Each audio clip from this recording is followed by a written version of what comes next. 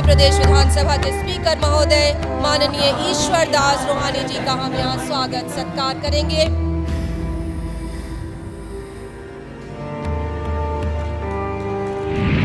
माननीय श्री विश्वनाथ कराड़े जी, सम्मानित मंच, भाइयों बहनों और युवा मित्रों, विधानसभा में हम विधायकों का समय तय करते हैं। सौभाग्य या दुर्भाग्य से यहाँ हमारे लिए समय तय हुआ है। समय की व्यवस्था है, मात्र 10 मिनट का समय हमें दिया गया है। किसानों की आत्महत्या और देश की प्रगति पर बोलने वाले बहुत शानदार वक्ता मंच पर उपस्थित हैं, इसलिए मैं नियमों को शिथिल कर युवाओं से रूबरू होना चाहूँगा। युवा मित्रों, जीवन एक उत्सव है। भूतकाल की बातें याद करके भविष्य में प्रतिशोध की भावना को ध्यान में रखकर हम वर्तमान को खो रहे हैं। जीवन वर्तमान है, वर्तमान में जियो आप, यही मेरी आपसे कामना है। मैं आयोजकों को इस बात के लिए साधुवाद देना चाहता हूं कि उन्होंने बहुत अभिनव और सामूहिक कार्यक्रम आयोजित किया है। देश को इस कार्यक्रम की महती आवश्यकता है। यहाँ आकर मैं अभिभूत हूँ कि एक ऐसे विषय पर चर्चा हो रही है जिसकी देश को बहुत बड़ी ज़रूरत है। देश में समस्याएं अनेक हैं, चाहे वो भ्रष्टाचार हो, चाहे बेरोजगारी हो, और मुझे कहने में कोई संकोच नहीं है कि इन समस्याओं के निराकरण के लिए समाज में एक ठहराव आ गया है, एक जड़ता आ गई है। समाज के बहुत बड़े वर्ग ने इन समस्याओं के निराकरण में समझौता कर लिया है और उनके मन में इस बात की निराशा है कि ये दूर नहीं होंगी। लेकिन मैं आशावादी हूँ। देश के युवाओं पर हमारी आस्था है। जब जब देश में नेतृत्व का संकट आया है, युवाओं ने देश को उबारा है। आज देश में युवाओं की आवश्यकता है। चाहे वो भ्रष्टाचार का मामला हो, चाहे किसी युवती के साथ सामूहिक बलात्कार की बात हो,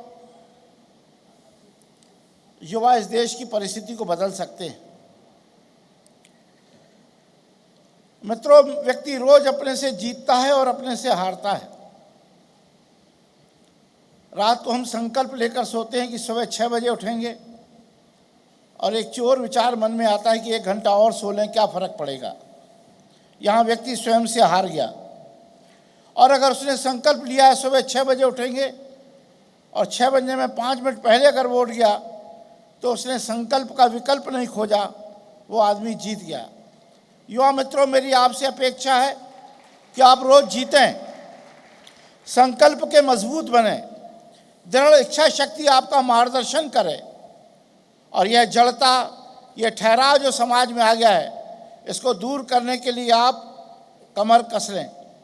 भारतीय छात्र संसद का यह 3रा अधिवेशन पूना में हो रहा है। देश की जो इच्छा है, देश की जो भूख है युवाओं को राजनीति में लाने की, वो इतने से पूरी नहीं होगी। मित्रों, आपको जिलों जिलों में और प्रदेश की राजधानियों में इस तरह की कॉन्फ्रेंस करके युवाओं को आमंत्रित करना पड़ेगा। राजनीति धैर्य का विषय है। इसमें इन्वेस्टमेंट पहले लगाना पड़ता है, रिटर्न बहुत बाद में आता है।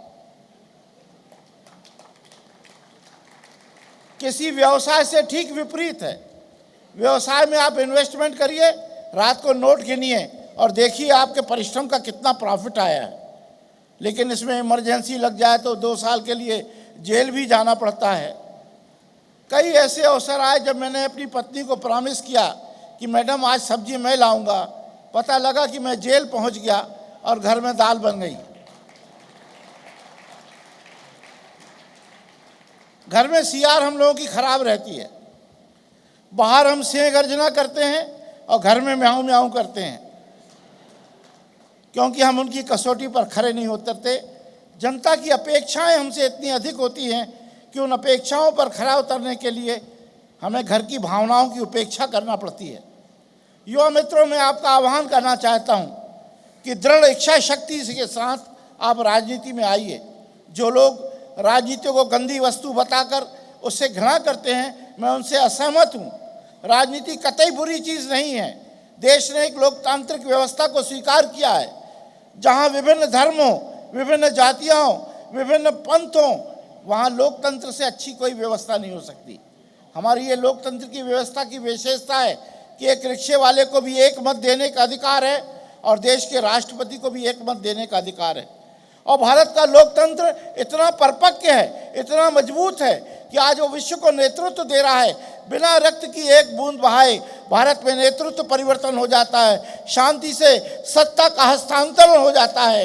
हिंदुस्तान का लोकतंत्र विश्व का परिपक्व लोकतंत्र है, ये मुझे कहने में कोई संकोच नहीं है। जो विकृतियां आई हैं, उन विकृतियों को दूर करने का समय आ गया है।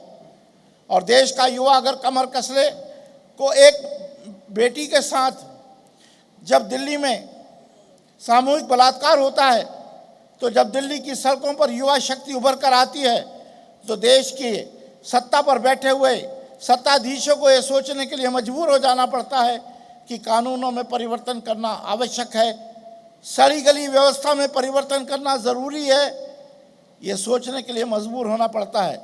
लेकिन किसी क्रिया की प्रतिक्रिया के स्वरूप किया गया आंदोलन समस्या का निदान नहीं है। इस आंदोलन को निरंतरता प्रदान करना पड़ेगी। लगातार लगे रहो मुन्ना भाई वाली भावना लेकर चलना पड़ेगा। सिर्फ एक घटना की क्रिया की प्रतिक्रिया के स्वरूप आप देश को नेतृत्व नहीं दे सकते। युवा मित्रों, देश को आपकी ज़रूरत है। देश ने एक आज़ादी की लड़ाई लड़ी और जीती। आज देश में दूसरी आज़ादी की लड़ाई आपको जीतना है, और वो है आर्थिक मोर्चा। आर्थिक मोर्चे पर आपको देश को आगे ले जाना है, और उसमें युवा ले जा सकते हैं। मैं आपका आह्वान करना चाहता हूँ कि राजनीति बुरी चीज़ नहीं है, और एक मिनट के लिए विचार भी कर लिया जाए कि राजनीति बुरी है तो उसे क्या साफ करने का दायित्व तो आपका नहीं है। आज अगर युवा राजनीति में आकर इसकी गंदगी को दूर नहीं करेंगे तो वो खाली स्थान अवांछित लोग भरेंगे, और जो अवांछित लोग भरेंगे वो समाज के लिए समस्याएं पैदा करेंगे। आपके पास आएंगे, आपके पास 2 मकान हैं, एक में आप रहिए, एक में हम रहेंगे, आपको 2 मकानों की क्या ज़रूरत है। ये समय की मांग है कि युवाओं को राजनीति में आकर देश में फैली हुई विकृतियों को दूर करना पड़ेगा। और अगर युवा ने अपनी आर्थिक विलासिताओं को प्रेफरेंस देकर, वरीयता देकर देश की समस्याओं से मुख मोड़ लिया तो इतिहास युवाओं को कभी माफ़ नहीं करेगा। यह समय की मांग है कि आप आएं और देश का नेतृत्व करें। और मैं श्री विश्वनाथ जी को बधाई देना चाहता हूं कि उन्होंने बहुत अच्छा आयोजन किया है, लेकिन इस आयोजन की मांग है कि इसको प्रदेश की राजधानियों तक और जिलों तक ले जाएं और वहां इस तरह के आयोजन करें। हम सब जनप्रतिनिधि आपके साथ हैं, सहयोग देने को तैयार हैं। सिर्फ हम कोई सुझाव देकर अपने कर्तव्य की तीसरी नहीं कर रहे हैं, बल्कि आपको यह विश्वास दिला रहे हैं कि मध्य प्रदेश में आप इस तरह के आयोजन करेंगे तो हम भरपूर सहयोग आपको देंगे और आयोजन को सफल बनाएंगे। क्योंकि ये आयोजन किसी व्यक्ति की महत्वाकांक्षा को पूरा करने के लिए नहीं हो रहा है। ये आयोजन देश की महत्वाकांक्षा को पूरा करने के लिए हो रहा है, और देश की जनता युवाओं की तरफ देख रही है कि आइए हमारा नेतृत्व करिए। एक तरफ हम बड़ी बड़ी अट्टालिकाओं को देखते हैं, दूसरी तरफ उन्हीं अट्टालिकाओं में होने वाले भोजन को परोसते हैं, और उसके पास झुग्गी झोपड़ी में रहने वाले गरीब लोग उन अट्टालिकाओं से फेंकी हुई जूठी पत्तलों में अपना भविष्य देखते हैं। यह है आज का भारत। इस व्यवस्था को, इस बेबसी को बदलना आपका कर्तव्य है। किसान जो देश के 121 करोड़ लोगों के पेट की क्षुधा को शांत करता है, देश का अन्नदाता है, उसके तन पर ठीक से कपड़े नहीं है, उसकी आर्थिक स्थिति अत्यंत खराब है। और अगर इस असमानता को हमने दूर नहीं किया, आज अमीर और गरीब की खाई चौड़ी होती चली जा रही है। इस खाई को पाटने का काम अगर युवाओं ने नहीं किया तो इतिहास आपको कभी माफ़ नहीं करेगा। आज इस खाई को पाटना पड़ेगा। आज उद्योगपतियों का राजनेताओं पर इतना अधिक प्रभाव है कि किसान की आवाज़ धीमी पड़ जाती है। उसकी बेशकीमती ज़मीनें 1 लाख और 2 लाख और 4 लाख की एकड़ में ले ली जाती हैं और उस पर फैक्ट्रियां बन जाती हैं। वो गरीब बेबस लाचार किसान देखता ही रह जाता है और एक समय आता है कि वो खेतीहर मजदूर बनकर मजदूरी करता है और उसकी ज़मीन चली जाती है। आज जो भारत की अर्थव्यवस्था में अंतर आया है, जो असमानता आई है, इसको पाटना पड़ेगा। देश के अन्नदाता किसान को अपने हक का पैसा दिलाना पड़ेगा, उसकी फसलों का उचित मूल्य उसको मिले, इसकी चिंता करना पड़ेगी, उसकी ज़मीन की वाजिब कीमत उसको मिले, इसकी चिंता करना पड़ेगी। और अगर हम किसान की उपेक्षा करेंगे तो किसान हमारी उपेक्षा करेगा और फिर अमेरिका का PL 480 गेहूं हमें बुलाने के लिए बाध्य होना पड़ेगा। आज आत्मनिर्भरता की दृष्टि से भारत ने, हो गया क्या, कोई बात नहीं। युवा मित्रों, मैं आपका आह्वान करना चाहता हूं, आइए राजनीति में। राजनीति गंदी चीज नहीं है, आपका स्वागत है। आप देश का नेतृत्व करें, देश आपके साथ खड़ा है। धन्यवाद, नमस्कार।